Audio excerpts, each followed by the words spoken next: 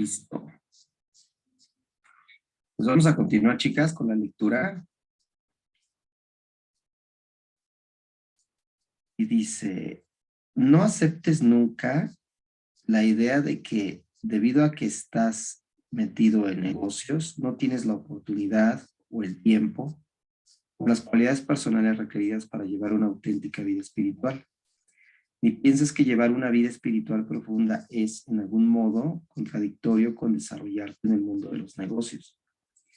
Precisamente lo que afirma la sabiduría del tallador del diamante es que la gente que se siente atraída por los negocios es la que tiene la fuerza interna para entender y llevar a cabo las prácticas más profundas del espíritu. Esta sabiduría es buena para la gente y sin duda alguna también para los negocios, y es perfectamente compatible con el mensaje del Buda. En América, la comunidad de los negocios será la que dirigirá una pacífica pero segura revolución sobre cómo dirigir nuestro trabajo y nuestras vidas, usando la sabiduría antigua para conseguir los objetivos del mundo moderno. Para terminar, veamos cómo el Buda se levantó y se fue a trabajar el día que pronunció el tallador del diamante. Y aquí dice con letras en negrita. Por la mañana, el conquistador se puso sus ropas de monje y vestimenta externas. Cogió su recipiente de savio y, de acuerdo con las costumbres de un monje budista, entró en la gran ciudad de Sarasvati para ir de casa en casa a pedir algo para comer. Cuando lo reunió, regresó de la ciudad y lo ingirió. Una vez hubo terminado de comer, el Buda puso a un lado su recipiente y vestimenta exterior. Ya que para tener la mente clara, seguía la práctica de no comer por la noche. Se lavó los pies y se sentó en un cojín que le habían preparado. Cruzó las piernas en la posición de loto completo, irguió la espalda y llevó sus pensamientos a un estado de contemplación. Seguidamente, un gran número de monjes avanzaron hacia el conquistador, y cuando llegaron ante él, se postraron dirigiendo la cabeza a sus pies. Dieron vueltas a su alrededor 3 veces en señal de respeto y se sentaron a un lado. El joven monje Subhuti, que estaba con el mismo grupo de discípulos, se sentó con ellos. Después, el joven monje se levantó de su cojín, dejó caer el borde de su vestimenta superior del hombro en señal de respeto y con la rodilla derecha en el suelo, delante del conquistador, unió las palmas de sus manos a la altura del corazón. Se postró y suplicó al conquistador con las siguientes palabras. Oh conquistador, el Buda, el que así se ha ido, el destructor del enemigo de los pensamientos dañinos, el totalmente iluminado, has dado mucha instrucción beneficiosa a aquellos discípulos en el sendero de la compasión. Toda la instrucción que has impartido nos ha resultado de gran beneficio. Y el que así se ha ido, el destructor del enemigo de los pensamientos dañinos, el totalmente iluminado, también ha instruido a esos mismos discípulos, enseñándoles una dirección clara. Toda dirección clara que has impartido, oh conquistador, ha sido algo maravilloso. Es, oh conquistador, algo maravilloso. Seguidamente, Subhuti formuló la siguiente pregunta. Oh conquistador, ¿qué sucede con los que han entrado en el camino de la compasión? ¿Cómo deberían vivir? ¿Cómo deberían practicar? ¿Cómo deberían pensar? En respuesta a la pregunta de Subhuti, el conquistador respondió con las siguientes palabras. Está bien, oh Subhuti. Oh Subhuti, es así, es así. El que así se ha ido verdaderamente ha beneficiado a estos discípulos, dándoles instrucción beneficiosa. El que así se ha ido ha dado realmente una dirección clara a esos discípulos. Les ha impartido la instrucción más clara. Y puesto que es así, oh Subhuti, escucha ahora lo que voy a decir y asegúrate de que permanezca firmemente en tu corazón, ya que revelaré cómo deberán vivir y cómo deberán practicar y mantener sus pensamientos, los que han entrado bien en el sendero de la compasión. Y así sea, respondió el joven monje Subhuti.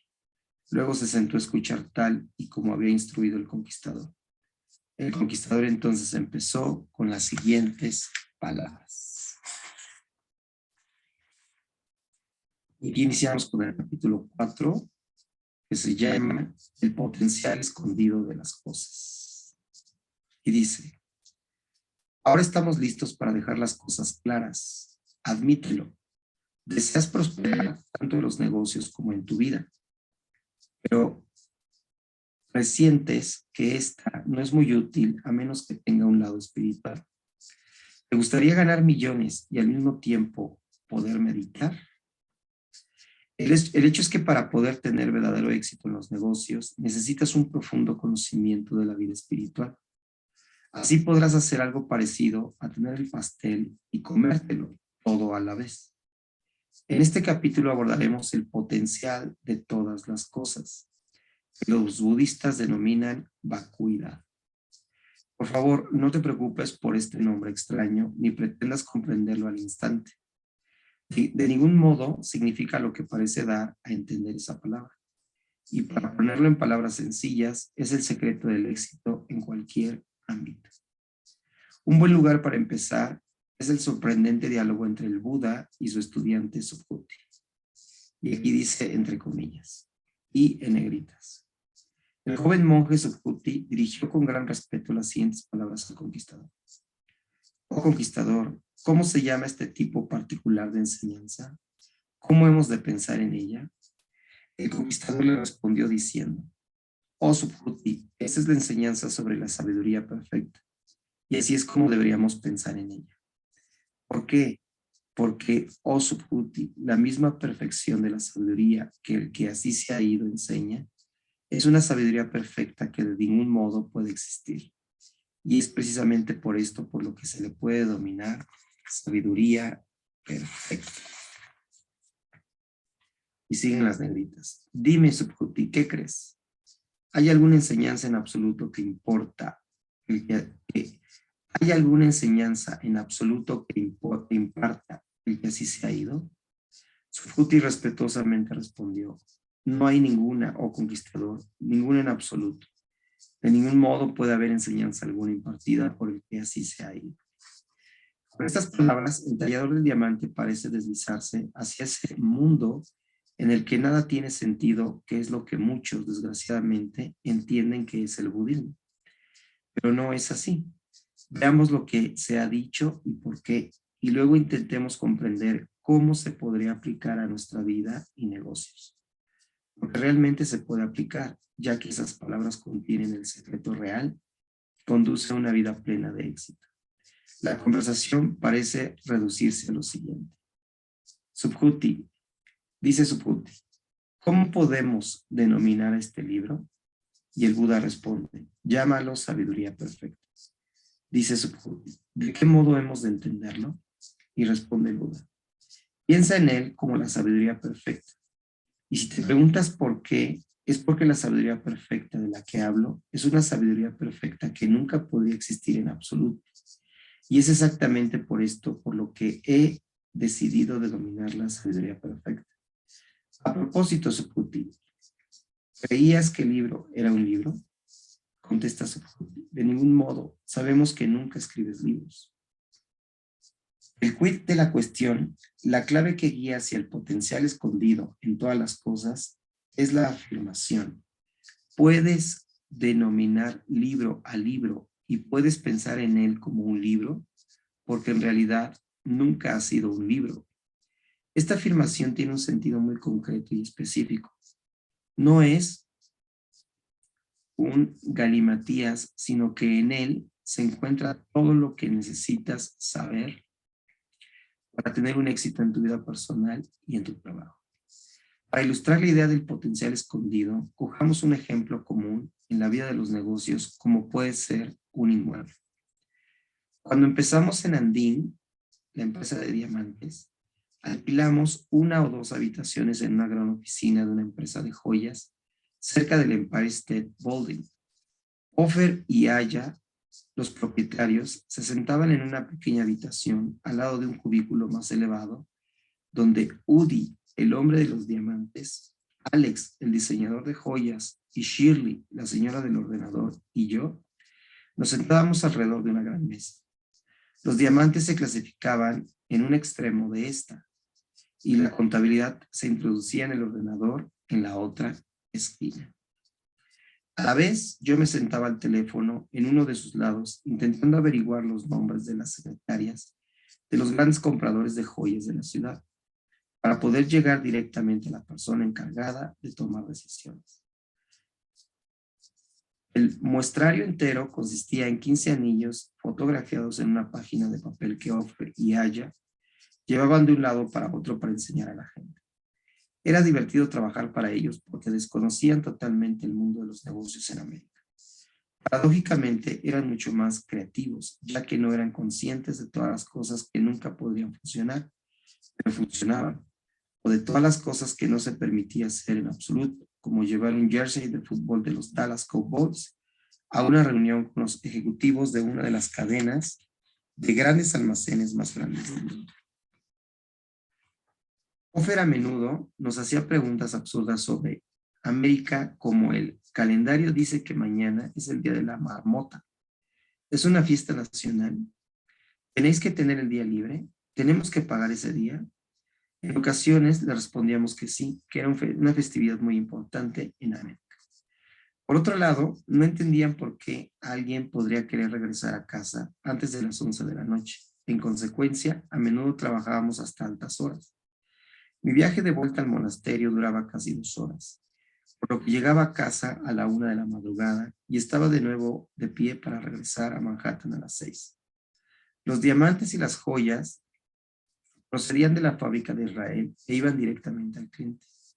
Creo que los clientes pensaban que teníamos nuestra propia fábrica, pero en ocasiones todo consistía en correr hasta la oficina principal de Bronx en la Quinta Avenida y la calle 47, quitar las etiquetas de la caja que había llegado de Tel Aviv, poner una de las nuestras con el nombre del cliente y subirla a pie hasta su oficina en la planta superior. Recuerdo un incidente terrible. Al abrir una de estas cajas y dividir la mercancía para 2 clientes, vi en ella un montón de anillos de diamante de color cobrizo. Regresé con el envío a toda prisa a la calle 30, lo cual inició una serie de furiosas llamadas telefónicas a Oriente Medio. El problema consistía en que el oro de 14 quilates se puede trabajar de diferentes maneras. En el sistema de quilates para el oro, a diferencia del que se emplea con los diamantes, 24 quilates representa oro puro, el cual es demasiado blando para utilizar en joyería, y con el uso, un anillo de 24 quilates se rompería. Para hacerlo más consistente, se mezcla con otros metales. Si la mezcla se hace con 1/4 de otros metales, el anillo sería de 18 quilates. El peso legal en este país es de 18, 14 y 10. El metal que se añade para reforzar el anillo determina el color que tendría. Si se añade níquel, el oro adopta un color amarillo suave. Si se añade cobre, adopta un color rojo satinado.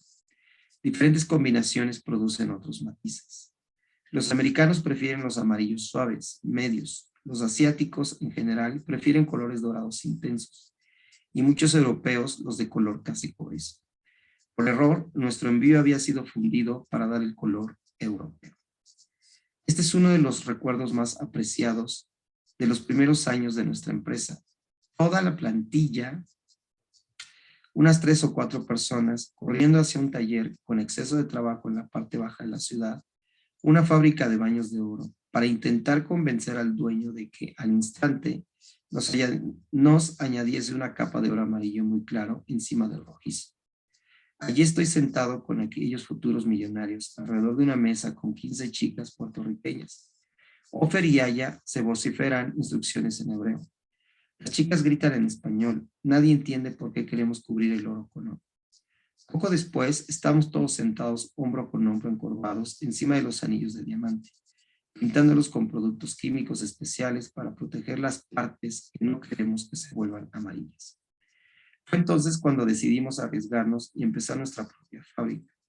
Esta nueva instalación era prácticamente igual, una habitación en Manhattan, con grandes paredes formadas por barras de hierro a lo largo de un solo cemento, junto con nuestras primeras auténticas cámaras acorazadas. También de aquello tengo agradables recuerdos de despegar la moqueta la noche en que dejamos el antiguo local y arrastrarnos por ella en busca de los diminutos pedazos de diamantes que hubiéramos podido caer durante los últimos meses. Encontramos varios cientos de ellos. Una empleada, por accidente, se quedó toda la noche encerrada en la nueva cámara acorazada, mientras su marido se preguntaba hasta qué hora era posible que estuviéramos trabajando. Yo, sudando con el único traje que tenía, era de lana, durante el húmedo verano de Nueva York, porque mi lama había insistido en que siempre tuviera un buen aspecto. Lo tenía que llevar a diario sin quitarme la chaqueta ni aflojarme la corbata. Creo que después de unos 6 meses en nuestra fábrica bebé, llegó el momento de tomar una decisión y trasladarnos a otro lugar. ¿Nos debíamos arriesgar y trasladarnos al distrito de los diamantes? ¿Qué ocurriría si alquilábamos un espacio mayor y descendían los pedidos? ¿Qué sucedería si alquilábamos un espacio pequeño y llegaban muchos pedidos? ¿Cómo los podríamos satisfacer? De modo que cogimos la mitad de una pequeña planta en un viejo edificio, justo a la salida del distrito principal. Un compromiso a mitad del camino entre el riesgo de coger un espacio mayor y la seguridad de un alquiler más bajo. Yo solía estar en una silla en el departamento de diamantes, una pequeña habitación. A veces trabajaba en el departamento de sistemas, una diminuta habitación que a la vez servía de sala de espera, o en la habitación acorazada muy pequeña y en la que solo cabían 2 trabajadores de pie, como 2 momias en un sarcófago. La fábrica era una habitación más grande, con un solitario pulidor ocupando una esquina. En un año habíamos doblado las ventas, lo cual se repitió anualmente durante 10 años.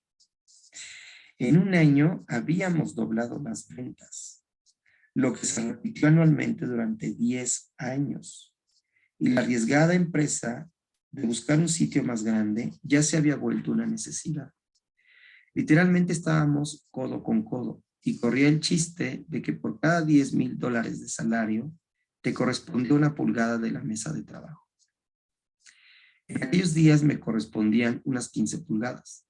No podíamos hacer entrar a los proveedores de diamante en bruto por razones de seguridad, así que cerrábamos los tratos en el vestíbulo entre la sala de entrada llamada la trampa y la sala de espera, para que otros tratantes no oyeran los precios que ofrecíamos.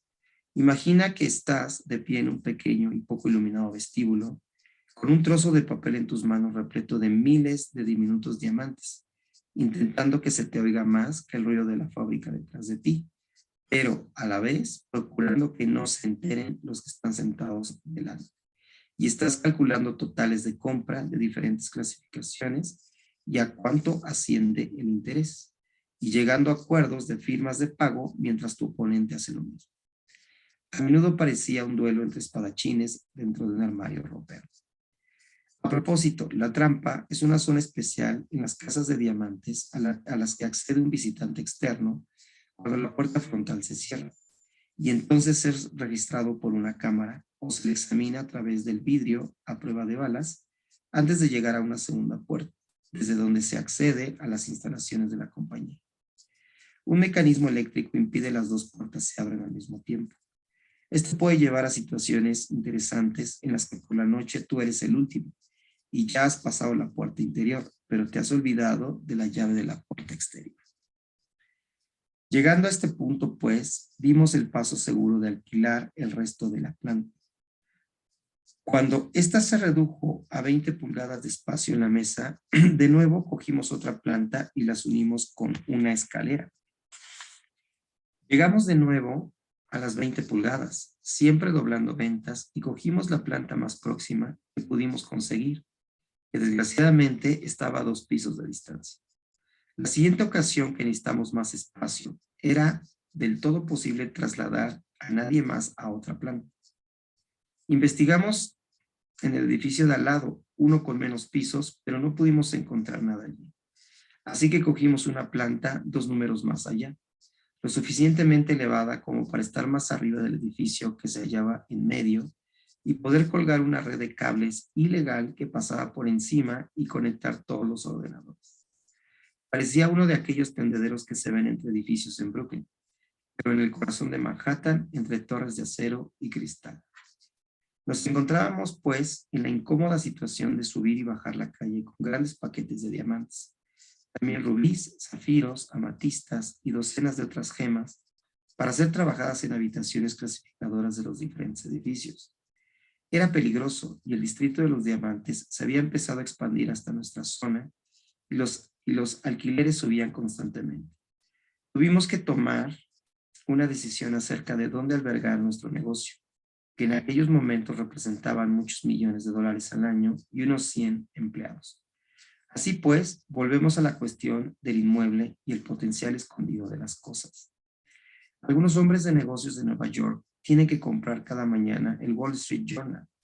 Lo leen, lo lean o no, y creo que en realidad muy pocos lo hacen. En muchas empresas es importante que por la mañana te vean con un ejemplar bajo el brazo mientras subes, feliz, los peldaños que llevan hacia la puerta de entrada. Es incluso mejor asegurarse el envío de un ejemplar diariamente al despacho, que lo pasen por debajo de la puerta de tu oficina alrededor de las 9, de forma que parte del nombre de Wall Street Journal se vea desde el pasillo. Por cierto, que lo de las 9 es para que el periódico permanezca visible hasta tu llegada a las 9:30. Así que cuando una empleada de menos rango pase por delante de tu puerta, podría ver el journal, señal de que aún no has llegado a la oficina, y así recordará que es el jefe y que por ello no es necesario que fiches a las 9:05. Quienes conocen a Michael Roche en video, chicos, chicas, quienes han dado el tiempo de investigarlo, saben que es un hombre muy bromista, y todo esto es con doble sentido, ¿no? Con un sentido de broma. No digo aquí, a lo mejor aquí no se entiende muy bien en el libro, pero conociendo la personalidad de este hombre en vivo en los videos de YouTube, vas comprendiendo, ¿no? El sentido con el que escribe todo esto. Las pocas veces que leí el Wall Street Journal fue siempre una experiencia curiosa. En primera página, en el lado derecho, la zona de la izquierda se usa para el resumen de las noticias nacionales y mundiales. Solía haber algún artículo entusiasta sobre algún hombre de negocios, alguien como George Soros, que había corrido grandes riesgos en una inversión y lo había conseguido. Era ensalzado como un visionario con una intuición superior al resto del mercado. Alguien con el coraje y la autoconfianza necesarios para forjar nuevas plataformas de beneficios, mientras los hombres de negocios de menor inteligencia y más conservadores quedaban rezagados. En la página 4 del journal solía haber un artículo sobre algún negocio que se tambaleaba porque los directivos habían envejecido y se habían quedado atascados siguiendo procedimientos anticuados. Todos los vicepresidentes habían sido eliminados y la dirección de negocios para encontrar otros. Una semana o un mes más tarde, yo abría el journal de nuevo. De hecho, solía leerlo de abajo de la puerta de otro pez gordo y lo reemplazaba antes de que entrara. En primera página, un artículo elogiando a una empresa que permanecía anclada en métodos ya comprobados año tras año y hacía grandes ganancias ese trimestre. Era una campaña blue chip dirigida por un director con la suficiente sabiduría como para seguir principios del pasado. Después, en la página 4, un artículo muy crítico sobre un estúpido capitalista que había corrido riesgos importantes para sus empresas. No dejaba de sorprenderme que después de un mes, los nombres de los genios que corrían riesgos eran los de los locos que corrían riesgos varios meses después. Y los nombres de los estúpidos conservadores del mes pasado eran los nombres de los genios conservadores un mes después. O quizá los genios que corrían riesgos continuaran ascendiendo, o los conservadores locos continuarían perdiendo. De cualquier modo, nadie parecía darse cuenta de que casualmente las mismas acciones emprendidas por los mismos individuos y empresas producían resultados diferentes. De cualquier modo, nadie parecía darse cuenta de que constantemente las mismas acciones emprendidas por los mismos individuos o empresas producían resultados diferentes. Esta frase está en negritas, chicos, y es muy importante para el concepto de vacuidad. ¿Por qué una persona que hace lo mismo que otra, a una le genera resultados y a la otra no. Voy a repetir esto, chicos. ¿Por qué a una que aplica el mismo método que la otra, el mismo método le genera resultados y a la otra no? Este es el concepto básico de vacuidad. ¿Cómo se aplica este hecho al tema de la propiedad? ¿De qué modo nos revela un potencial escondido? Imagina los interrogantes que se planteaban nuestra empresa ante la disyuntiva de conseguir un inmueble propio tras años de incertidumbre sobre si alquilar o no alquilar, expandirse o no expandirse.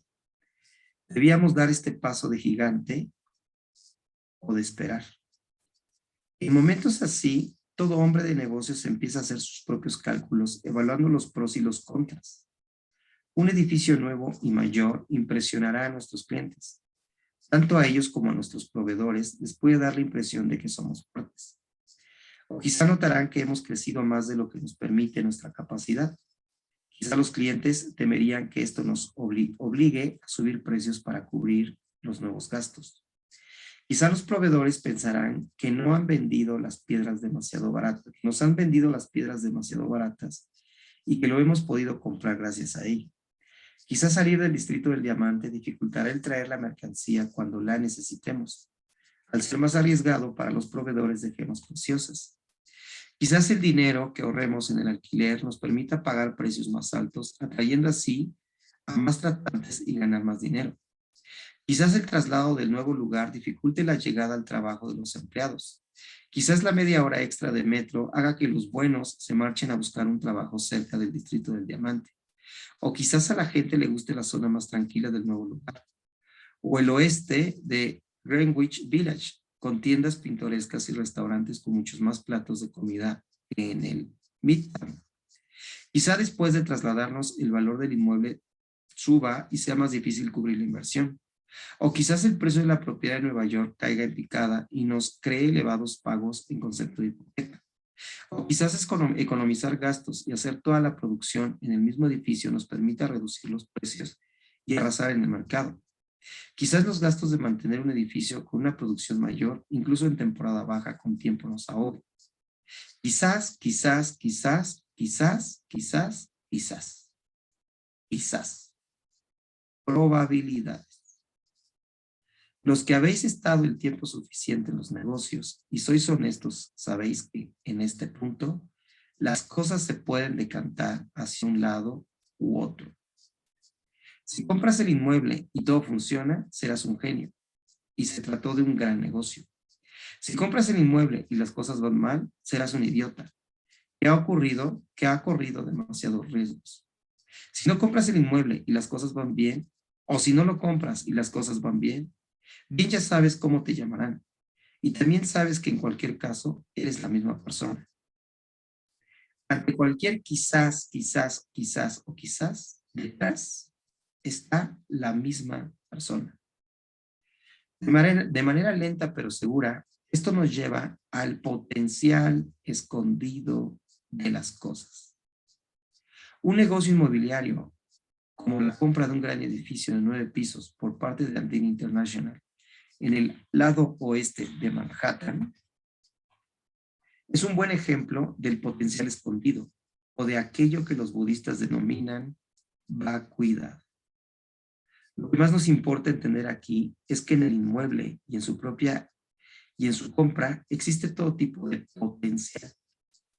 Potencial escondido para que sea una cosa buena o una cosa mala, todo al mismo tiempo.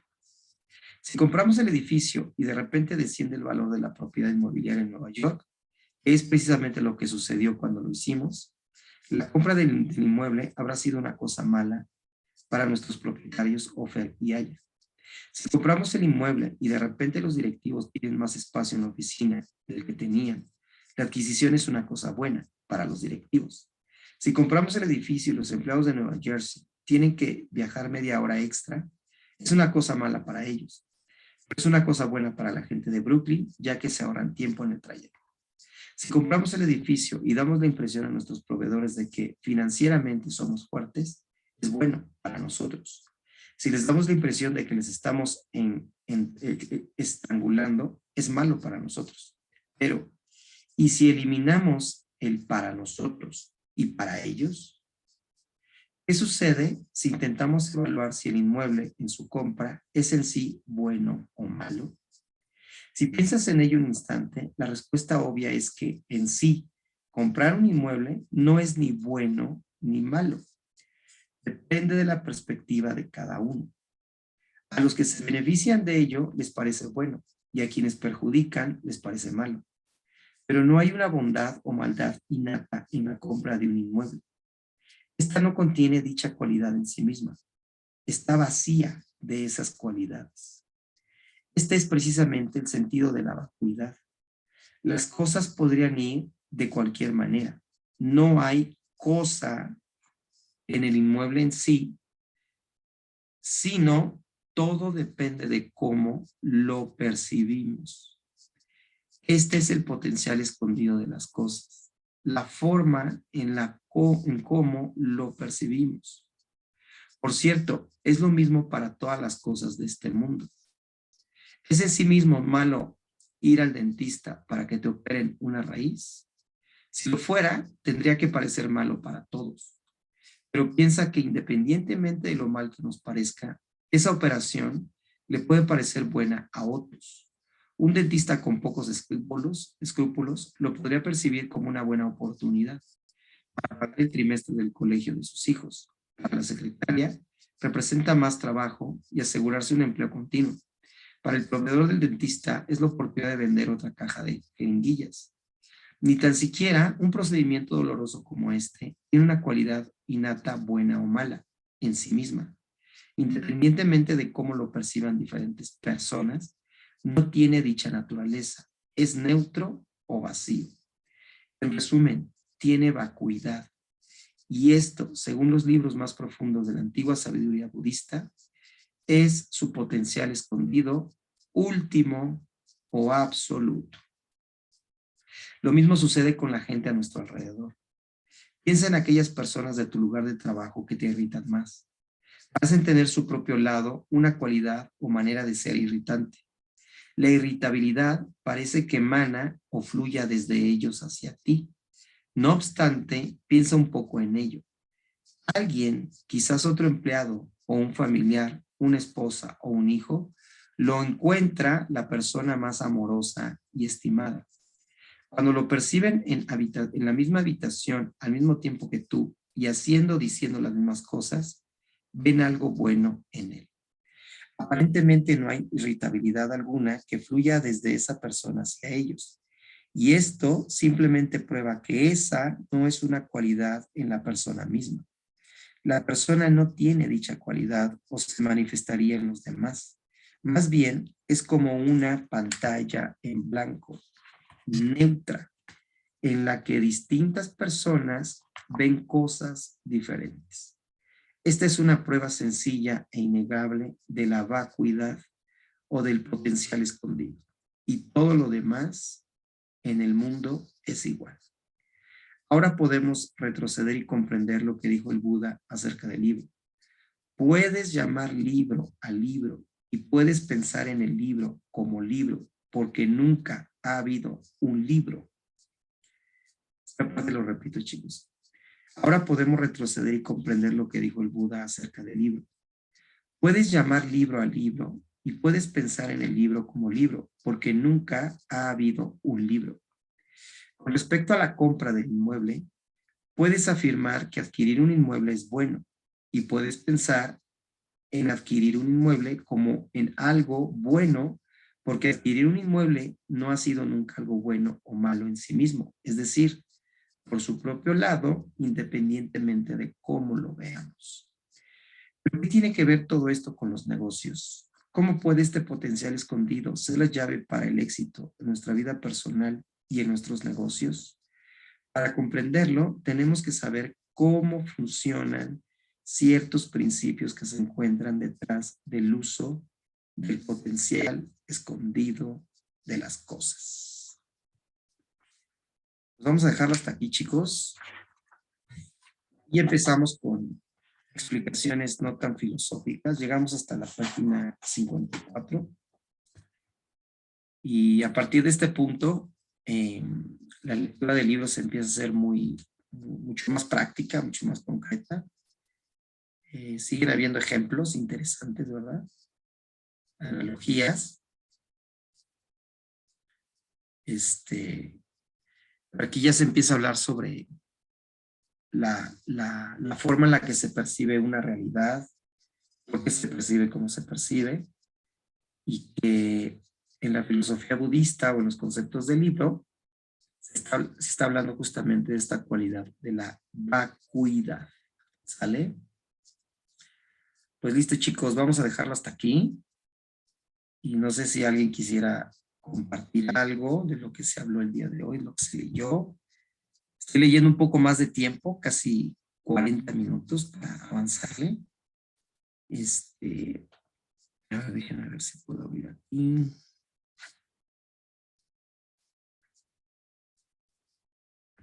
Si alguien quiere compartir algo, puede abrir micrófonos o puede compartirlo en el chat. Y a mí me gustaría cerrar con el concepto de la vacuidad. En disciplinas de la psicología se habla mucho de la evaluación cognitiva de la realidad. Y es una manera en la cual se busca explicar cómo una persona interpreta lo que pasa, ¿no? Aquí el autor nos da ejemplos de negocios, comprar o no comprar el inmueble. Si se comprara el inmueble, quizás pasaría esto, quizás pasaría lo otro, quizás pasaría aquello, ¿verdad? En el momento que estás frente a una decisión, se abre un mundo de posibilidades que pueden ser en beneficio o en perjuicio de esa toma de decisiones. Sin embargo, ¿qué va a determinar que sea una buena o mala decisión? Lo va a determinar el potencial escondido de las cosas a través de esa decisión. Involucra tu percepción de las cosas. En otras palabras, y desde la psicología, la forma en la que evalúas ese acto, la forma en la que percibes ese acto. ¿Vale? Este ejemplo lo he dado en algunas pláticas. Está lloviendo, ¿no? Y dos personas están debajo del techo del restaurante saliendo de comer, observando cómo llueve. Una de las personas observa la lluvia y le genera molestia. Sus zapatos se van a mojar, ¿no? Su cabello se va a mojar, va a perder el corte, el peinado, se va a alentar el tráfico, le molesta el olor a tierra mojada, le molesta el frío. Y en cuestión de 5 minutos, ante el mismo evento que es la lluvia, entra en un estado de enojo o de molestia. Y en el mismo lugar, a un lado, a 40 centímetros de distancia, ante el mismo evento, la otra persona comienza a inhalar y a exhalar profundo el olor a tierra mojada. Empieza a sentirse agradecido o agradecida porque las calles se están limpiando. Se siente feliz porque los parques del lugar cercano se están hidratando. Se siente feliz por la temperatura baja y húmeda. Y se alegra mientras ve llover. ¿Me explico? Entonces, el potencial escondido de las cosas o la vacuidad, entre otras palabras, es que el mensaje de las cosas no viene de las cosas. El mensaje de la lluvia no viene de la lluvia. El estado de ira o de agrado no viene de la lluvia, sino se genera por la percepción que cada una de estas dos personas tienen con respecto a la lluvia.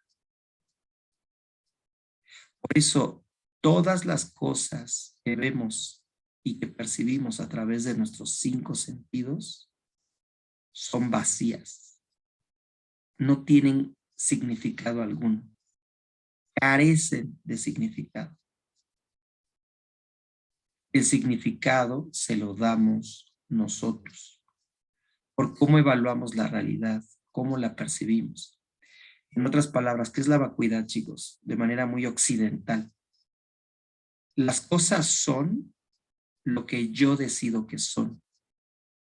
Y desde el concepto budista, por el tipo de semillas que hubo en tu interior al momento de enfrentarte a esa situación. La misma situación para uno es negativa y para otro es positiva. Y ahí está el potencial escondido de las cosas. En el mismo negocio uno prospera y el otro fracasa.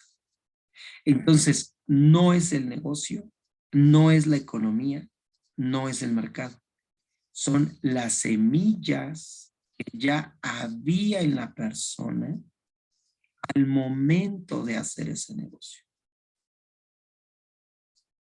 Porque ambos se desarrollaron al mismo tiempo, en el mismo país, en el mismo mercado, en la misma economía. Porque uno fracasó y al otro le fue bien. Por el potencial escondido de las cosas. Este concepto de las semillas van a ir tomando fuerza a lo largo del libro, chicos. Y es un elemento clave e importantísimo. Para algunas personas este libro ha sido denso, aburrido, tedioso, al punto que ya no se han conectado. Para otras ha sido fascinante, maravilloso, cada palabra, cada pasaje, cada ejemplo. ¿Por qué? Porque viene del libro ser aburrido o ser interesante, no. Viene de la persona que escucha el libro por el tipo de semillas que hay en su interior. Y esto aplica para libros, aplica para la lluvia, esto aplica para los negocios, esto aplica para una relación de pareja, esto aplica para mascotas, esto aplica absolutamente para todo. De ahí la trascendencia de desmenuzar este libro. Miren, yo les diría que este libro, chicos, hay que leerlo 1000 veces en un año. Porque cada lectura te ayuda a comprender cada vez más profundo la vacuidad de la vida. Para algunas personas de 80 años, la vida ha sido lo peor que les ha sucedido. Para otra persona de 80 años, ha sido la bendición más grande de evolución. La vida en sí misma no emite mensajes. La vida en sí misma ha sido un lienzo en blanco donde cada quien, con base a sus semillas internas, ha proyectado en ese lienzo que es la vida sus propias semillas. Entonces, una pregunta importante es esta. ¿Qué aspectos de tu vida que han sido neutras o lienzos en blanco para ti han sido un dolor de cabeza? ¿Y qué partes de tu vida como un lienzo en blanco para ti han sido una bendición? Pero que sabes que incluso para tu hermano que está al lado, o tu padre, o tu madre, o tus hijos, ha sido lo opuesto. Y no es porque así sea la vida. Así sea ese lienzo en blanco. Y que se proyecte del lienzo hacia ti. No, así lo proyectaste tú. Así lo proyectó tu hermano. En otras palabras, chicos, cada quien proyecta sobre ese lienzo las semillas que ya vienen en su vida. Me explico. Cada quien.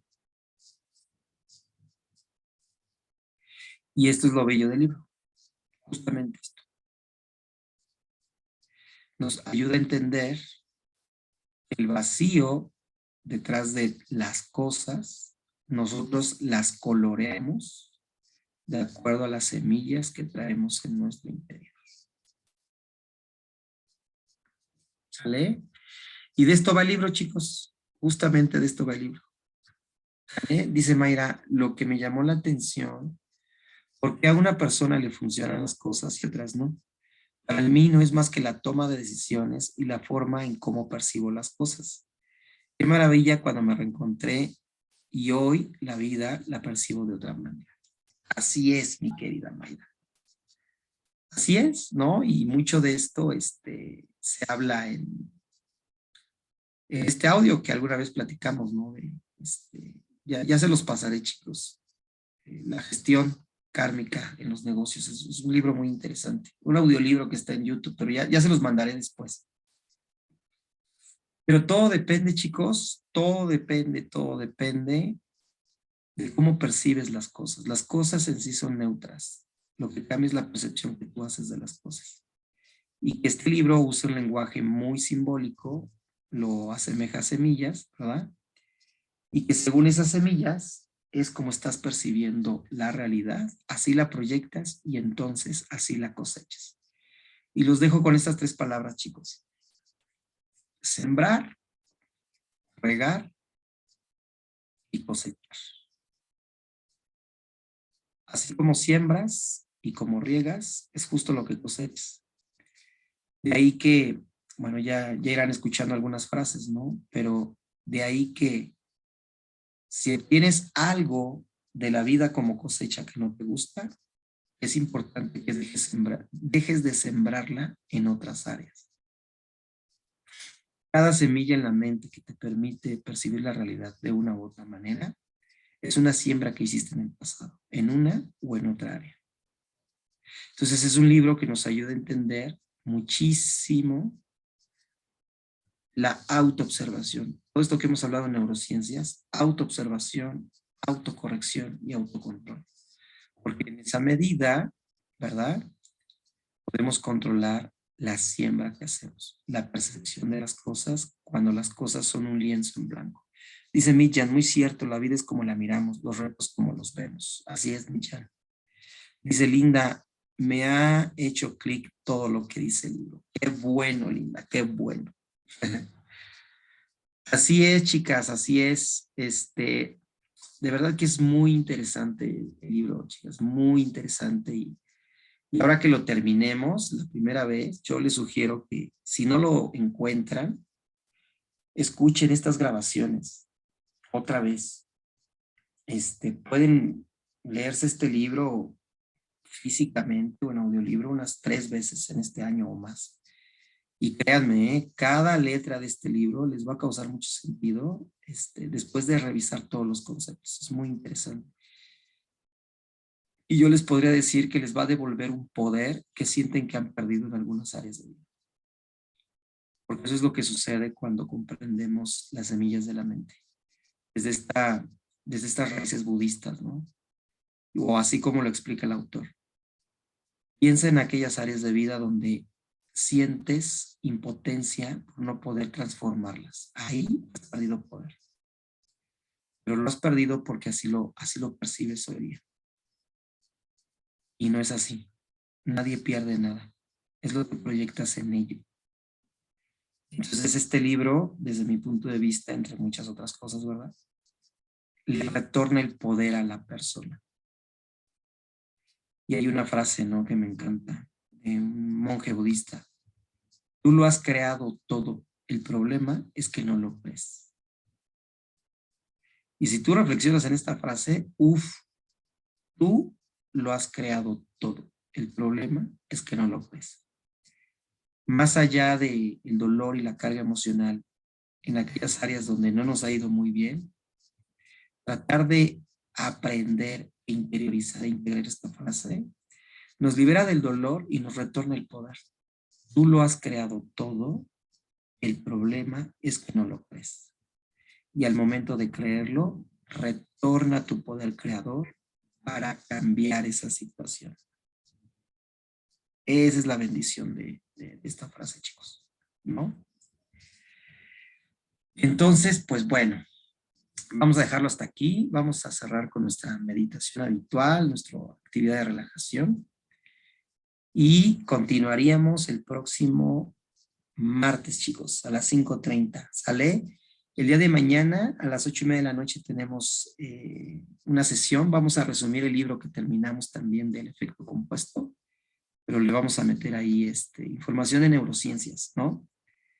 Y bueno, va a estar muy interesante porque es parte del resumen del libro que terminamos, pero lo vamos a combinar con la psicología. ¿Sale?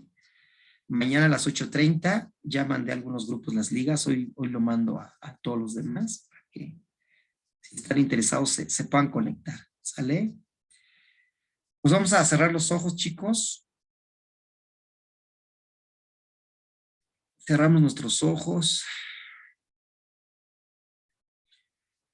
Vamos a acomodar nuestro cuerpo, a poner la atención en nuestra respiración.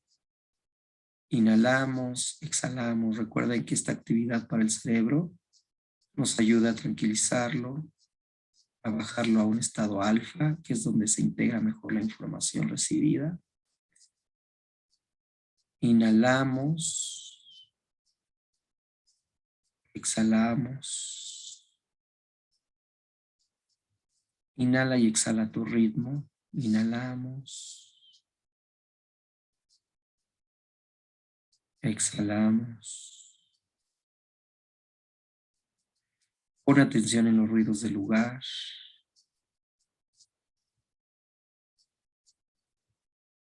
La temperatura del ambiente.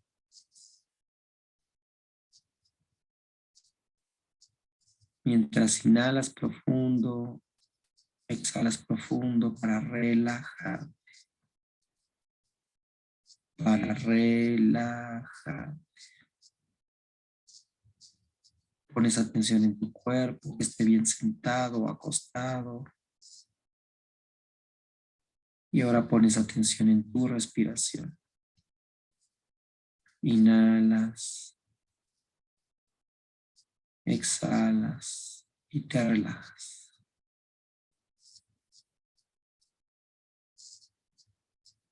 Inhalamos,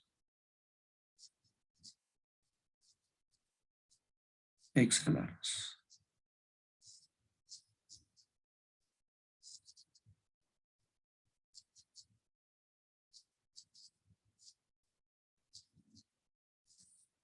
Y en este estado de quietud, de silencio, de relajación,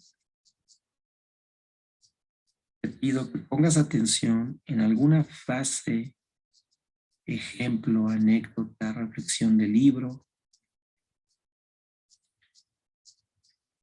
de todo lo que se dijo hoy. ¿Qué fue lo que llamó tu atención?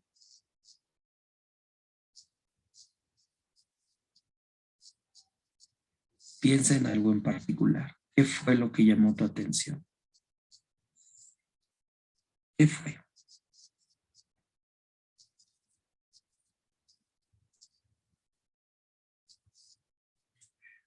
¿Por qué esa reflexión, esa frase llamó tu atención?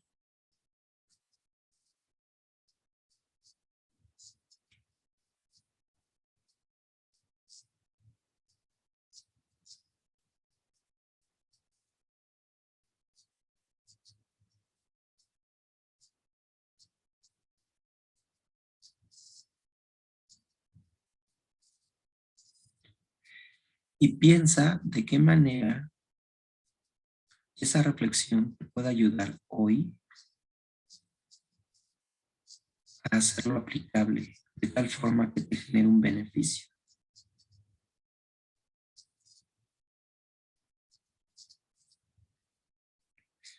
¿De qué forma eso, al aplicarlo hoy, puede representar un beneficio para tu vida? ¿Qué beneficio?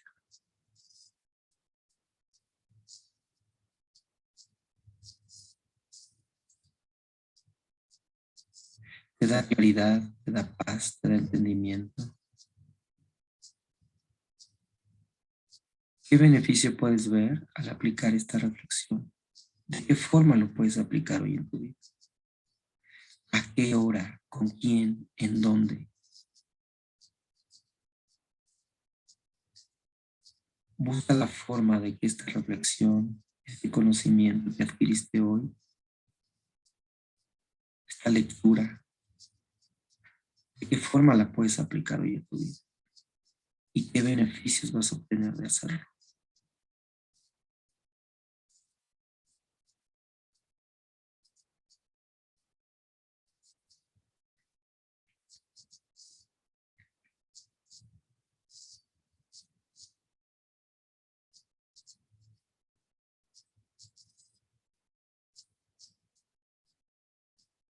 E imagina por un momento cómo cambiaría tu vida para bien si este principio, si esta reflexión, si este beneficio te acompañara el resto del año.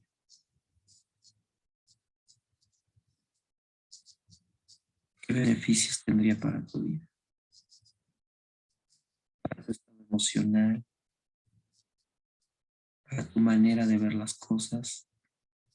¿Qué beneficios?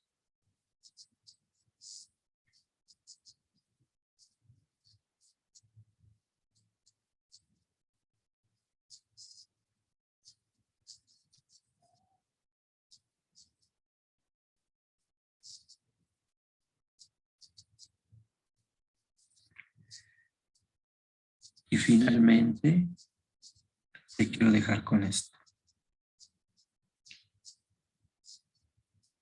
A lo largo del día,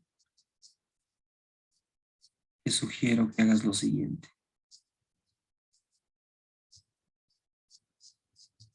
Sean personas, situaciones, cosas. Recuerda que están vacías, son neutras.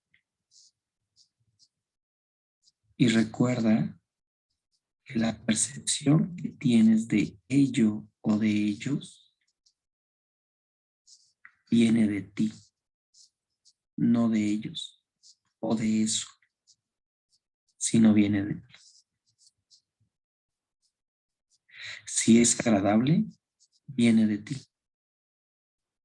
Si es desagradable, viene de ti. Eso es la vacuidad de la vida.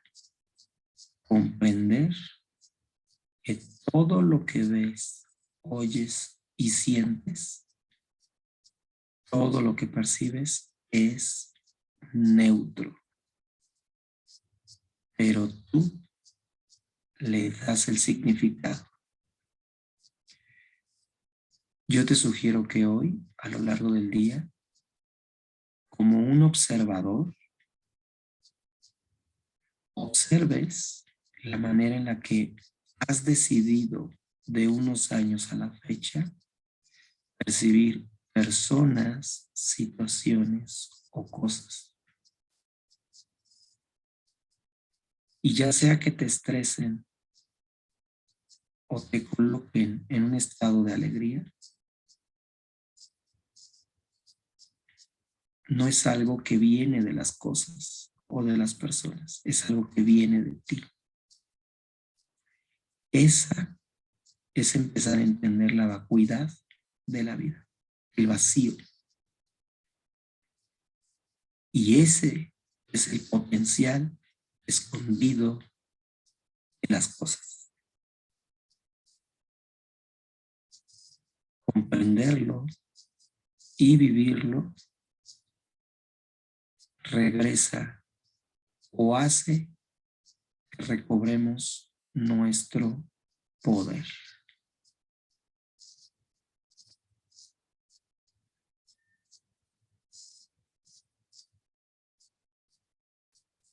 Eventualmente. Te lo dejo como reflexión, como sugerencia, que hoy, a lo largo del día, seas ese observador que se dedica literal a observar cómo es que percibes un lienzo blanco que es la vida y qué partes de ese lienzo te irritan y que parte de ese lienzo te elevan a la paz, la alegría, el amor. Y te recuerdes, todo viene de ti. Todo viene de ti.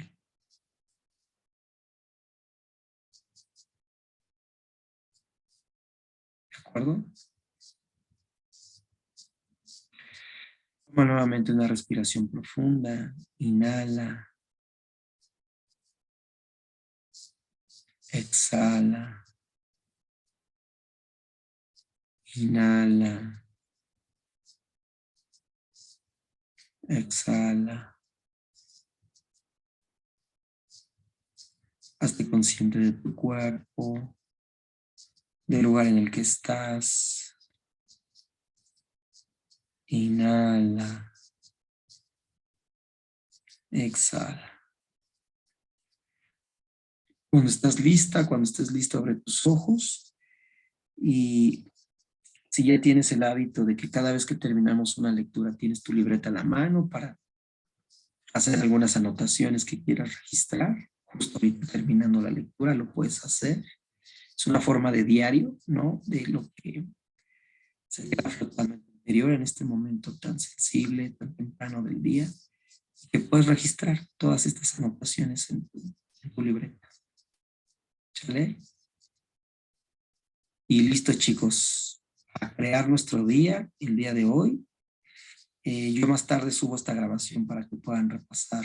Esta sería la lectura 4 del tallador del diamante. Lo podemos repasar de aquí al próximo martes, las 4, para mantener el hilo de la lectura y pues a cada vez más significativo todo lo que vamos escuchando en las siguientes lecturas. ¿Sale? Les mando un abrazo. Nos vemos mañana viernes 8:30. Mando a todos los grupos las ligas de conexión para mañana. Y listo. Un fuerte abrazo. Estamos ahí en el WhatsApp con todo gusto, lo que les podamos apoyar. Saben que de pronto me tardo un poquitín. Tengo ahí algunos mensajes pendientes con algunos de ustedes, pero voy contestando, sin falta. ¿Sale? Un abrazo, mi querida Vale. Pasen bonito día. Corazonzote, Mayra. Cuídense mucho. Bonito día. Bye.